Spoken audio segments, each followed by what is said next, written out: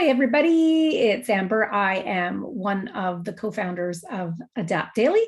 And today I just wanted to talk briefly on herbs that we use for anxiety and also stress. First off, there's some sobering facts that according to the National Alliance on Mental Illness, it's estimated that right now, over 40 million adults in the US alone are living with some form of an anxiety disorder. And studies over the past couple of years have shown that generalized anxiety disorder is on the rise worldwide. You know, anxiety is a fairly common feeling that sort of plagues us all at some points in our lives. But if anxiety starts to run past logical worry, beyond that feeling you get before you take a test, or you go on a blind date, or you have to record a blog, but extends, more into sort of disordered thinking, then really we want to get professional help. We want to rule out things, and we want to talk to, our physicians and counselors. However, herbalists have used various forms of plant medicine, which have been known to help support conditions such as anxiety, even just depression to some extent, and sleep disorders, and actually had a high level of success. And sort of the two types of classes we use usually are adaptogens and nervines. And adaptogens are herbs that help to restore overall balance to our bodies in a multi-directional and non-specific way. Adaptogens strengthen the functioning of the body as a whole so that we can better adapt to stress and help to feel less anxious. Adaptogens actually can take a while to build up in our body, so it's beneficial to use over a long period of time. And as I've said before in other posts, we want to use adaptogens for a long period of time, and we want to take a dose that's actually high enough to be therapeutic in value. But adaptogens can make us more resilient to the stresses that life throw at us. And some of the top adaptogens that we like for anxiety, first one is going to be ashwagandha, which I don't think is a surprise to anybody who's listened to us before. But ashwagandha works remarkably well in people who are dealing with anxiety, especially that vata type brain that's very sort of scattered and flaky. I tend to be more vata brain, but ashwagandha helps to reduce cortisol. That's that stress hormone that is good for us in little amounts, but in uncontrolled amounts isn't that great. And it also helps to activate GABA. Ashwagandha also helps to regulate serotonin in the brain.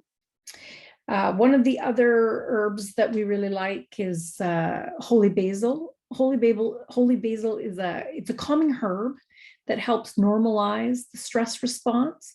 It restores vitality to the body, and it promotes overall health. Studies have shown actually that holy basil has the potential to counter metabolic stress by stabilizing blood sugar levels. And that's really important because new research is actually showing that fluctuations in blood sugar can cause anxious feelings. So holy basil works remarkably well for blood sugar balancing and sort of stabilizing sort of our internal ecosystem. Another adaptogen that's quite lovely is rhodiola. So rhodiola helps to raise and lower cortisol levels as your body's needs change throughout the day. So it's modulating your cortisol levels, which is interesting. It's also been shown to diminish both depressive symptoms and anxiety. So the second class of herbs we use to promote well-being are nervines. And nervines, I mean, it sounds sort of, the name sort of says it all. Nervines are types of herbs that calm, quiet, strengthen, they nourish, and they support our central nervous system. So nervines tend to work more quickly to restore balance and restfulness in the body.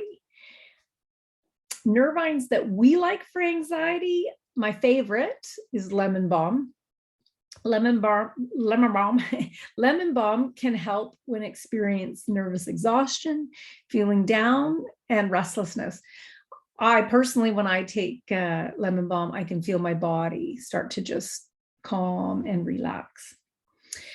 Passion flower is a really nice one that relieves general tension, occasional nervous restlessness, and supports a restful sleep.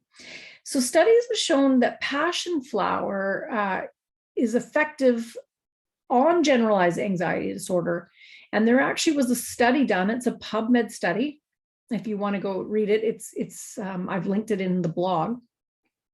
But it shows that passion flower worked at the same level as a pharmaceutical that was given for generalized anxiety disorder, yet there was far less, contraindications.